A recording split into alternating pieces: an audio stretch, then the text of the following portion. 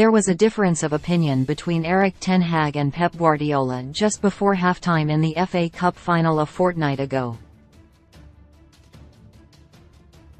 Although Manchester City had been dominant from the first whistle, Manchester United were somehow level in the 31st minute thanks to a composed Bruno Fernandes penalty, and the Premier League champions were suddenly rattled.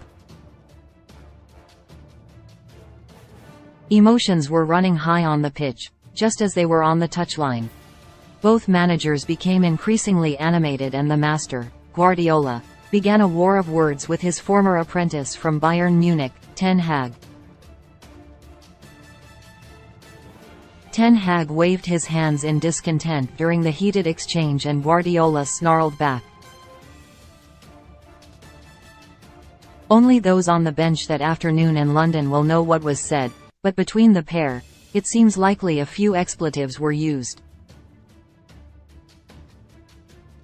There was no clear winner from the squabble, but City eventually lifted the FA Cup and Guardiola was the only manager smiling.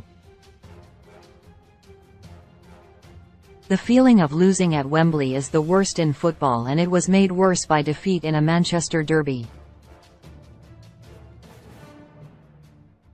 Ten Hag said his players were broken and he promised lessons would be learned. "We are broken, disappointed, of course, but I said I am proud of my team. We did very well. We conceded 2 soft goals, but we were in the game," he told the BBC. "There was a great spirit and very good organization.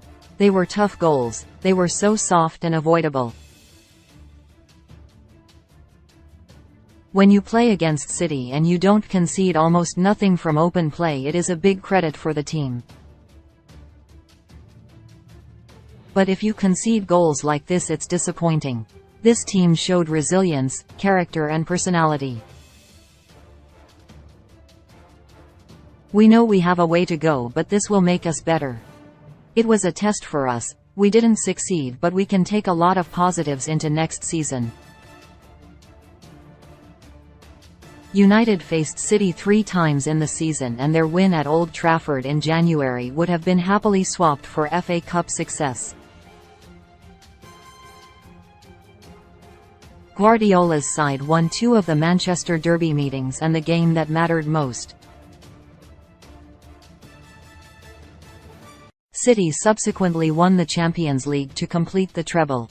They are undoubtedly the benchmark in football, and United need a few world-class additions to have a chance of going toe-to-toe with them next season.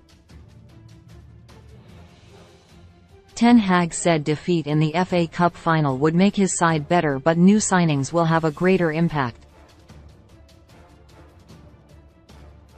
"It's understood a world-class striker and midfielder are wanted, and with the summer window now open, there are irons in the fire. The new season begins against Wolves at Old Trafford on August 14, and it's hoped the club's business in the market will be complete sooner rather than later, with adequate time given to new arrivals to settle into Manchester. The transfer window closes on September 1, and by then, supporters should have a better idea of what to expect, as new players will have been signed and United will have played 3 games: Wolves, Tottenham and Nottingham Forest. However, perhaps the best indicator will be the 10-game mark in October, which actually comes against City at Old Trafford, because there will be enough evidence on the pitch to suggest whether a decent campaign awaits or not. The first Manchester derby of the season will be played on October 28, which ironically will be close to a year since the 6-3 defeat at the Etihad.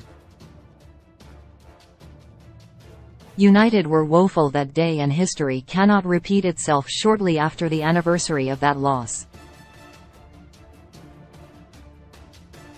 Ten Hag's prediction that his side would become better after the FA Cup final defeat will be tested in the first Manchester derby of the 2023-24 campaign, and its obvious new faces are required in order to close the gap. City are the acid test in the Premier League, and if a win can be secured, It will show no opponents should be feared. The game will also show whether more progress has been made, and it could set the tone for the winter schedule. More fireworks on the touchline between Ten Hag and Guardiola should probably be expected. Now